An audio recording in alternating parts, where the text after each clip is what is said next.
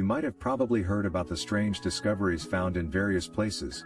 You've got a seemingly infinite array of options to read and learn about. So which ones have made the biggest impact on scientists' understanding of humankind? To find out, we took a look at 10 of the greatest findings of all time. The list includes important discoveries from around the world. While we're all stuck at home, there's no better way to transport yourself to a different time and place than by learning about fascinating sights and discoveries across the globe.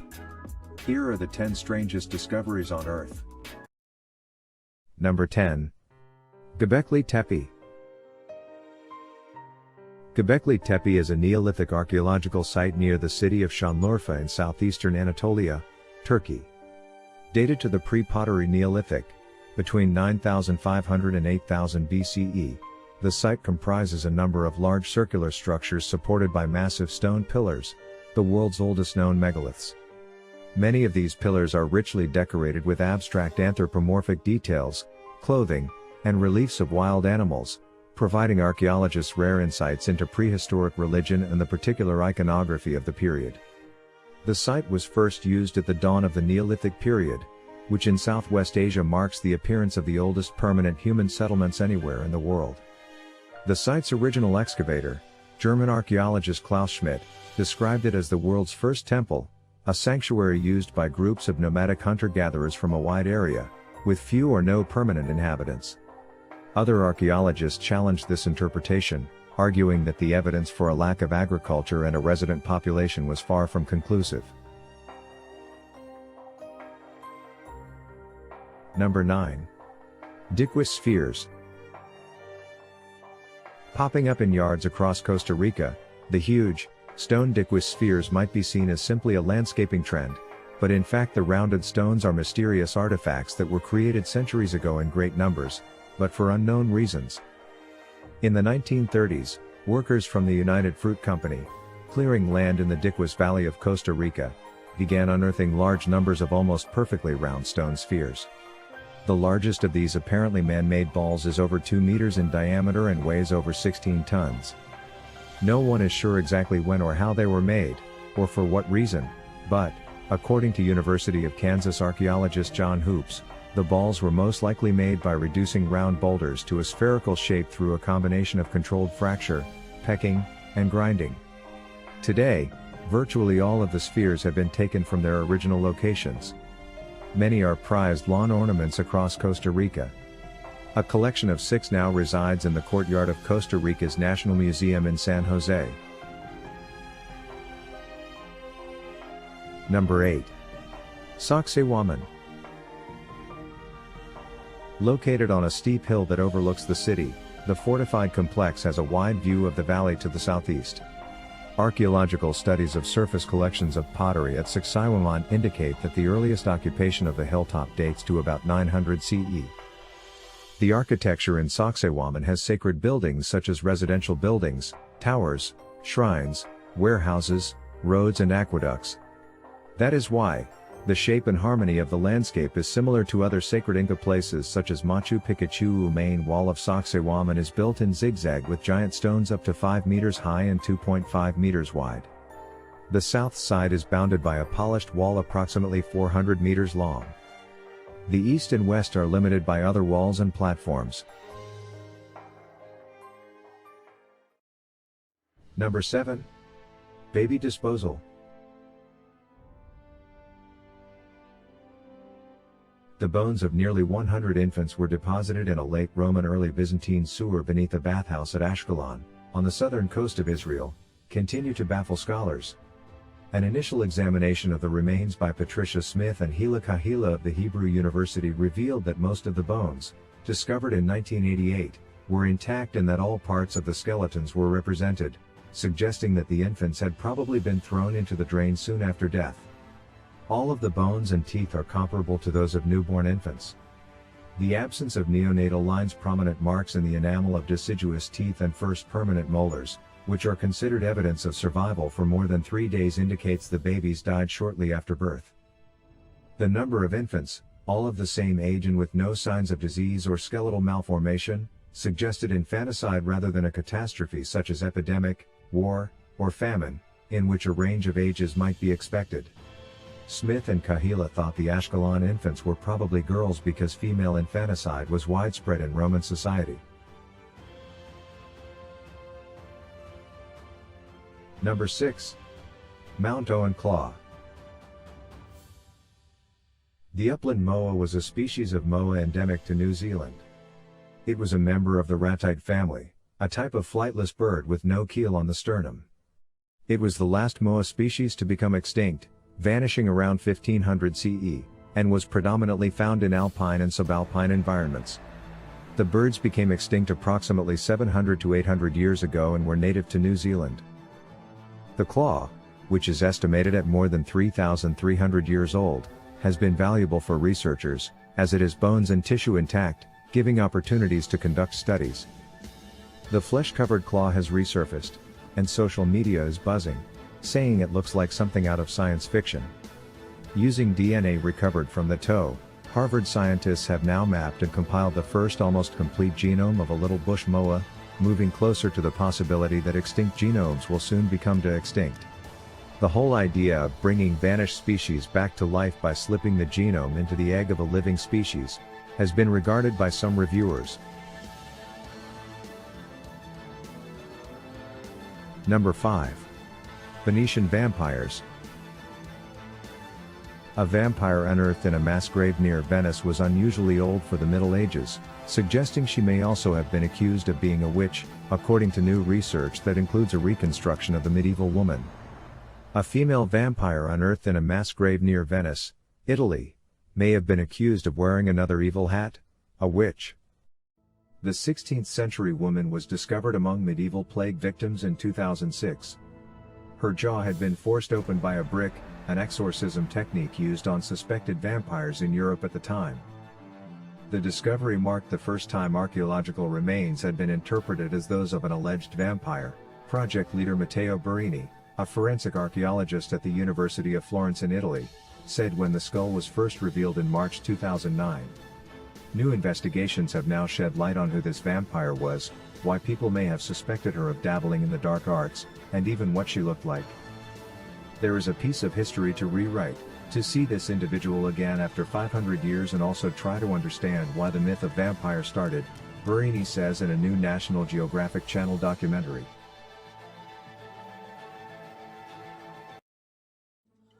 Number 4.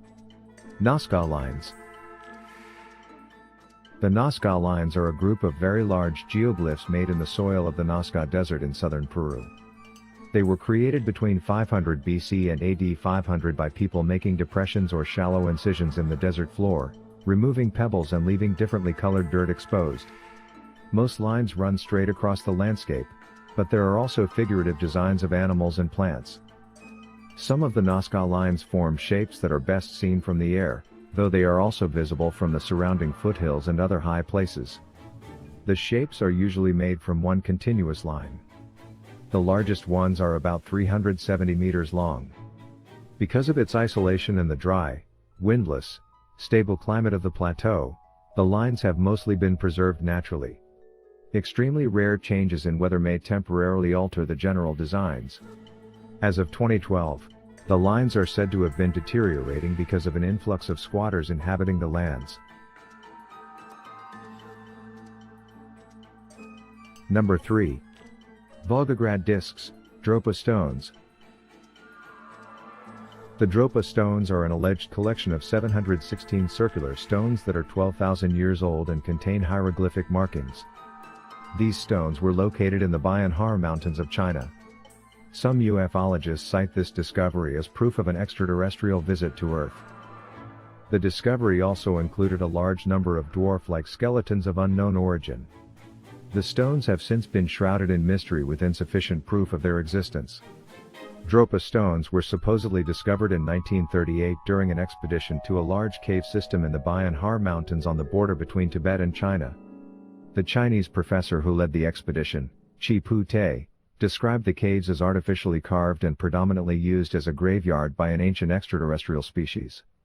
Allegedly, they found a large number of graves, carefully aligned in rows. No photographs or documentation exists of the ancient skeletons in the tomb. At the same time, Their overall description genuinely borders the fictional. According to the archaeologists, these ancient beings measured 4 feet in height and displayed abnormal characteristics. Their heads were incredibly large and developed, while the remaining parts of their bodies were relatively small, thin, and fragile. Number 2. Grauballe Man. Immediately after Grauballe Man was discovered, P.V. Glob was sure he was dealing with a bog body from the Iron Age. Several dating methods, including pollen analysis samples from the bog and radiocarbon dating of Grauballe Man's liver, hair and bone, confirmed that he was right. Grauballe Man lived and died in the pre-Roman Iron Age, c. 400 to 200 BC, and most probably around 390 BC. From the detailed examination of his skeleton and body, we know that he was a man of about 35 years old and between 165 and 170 centimeters high. His hair, now red as a result of the time he spent in the bog, was about 15 centimeters long and may originally have been blonde or dark. Though these disappeared during the conservation of the body, Grauballe Man had a 1.0 centimeters long beard and mustache on his chin and upper lip when he was found, suggesting that he last shaved about 2 weeks before he died. When he died, Grauballe Man was relatively healthy, with no bone diseases. Number 1. Bosnian Sphere. In Bosnia, in a forest outside the town of Zavitovići, a controversial archaeologist, Semir Osmanagić, has found a giant stone sphere. It's impressively large, 4 to 5 feet in diameter, and has high iron content. Only part of it was peeking out of the ground, but Osmanagić and colleagues revealed more of it. This could be, he told reporters, the oldest stone sphere made by humans. There's a lot going on here. First, Osmanagić. The last time he made major news was a decade ago, in 2005, when he announced he had found ancient pyramids linked by underground tunnels in Bosnia. They were connected to a 12,000-year-old civilization, he said.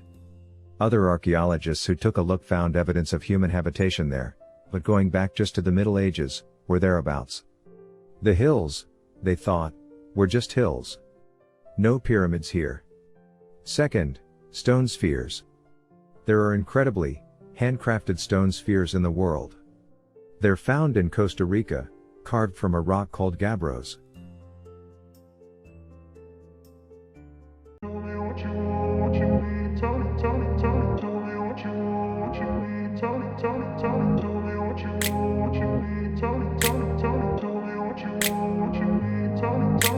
I grew up in a place where they told you what to chase, told you how to run the race.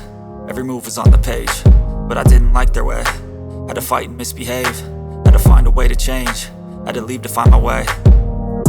Caught up in a daydream, I beat my mind up there almost daily. It's how I pass time, no opinions safely. It's how I understand what I want in this place, see. Cause everybody wanna tell you bad things, what could go wrong, what fame brings. But success is a finicky thing, and if you ain't sure, no, it'll never be. I don't wanna let myself down, myself down. I don't wanna let myself down, myself down.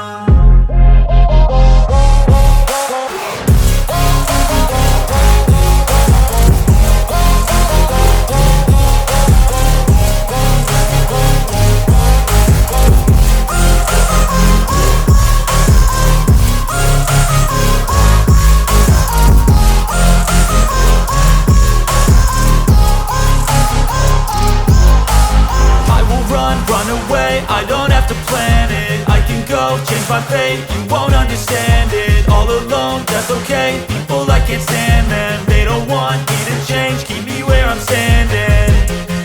And I don't wanna be where I am, and I want something more.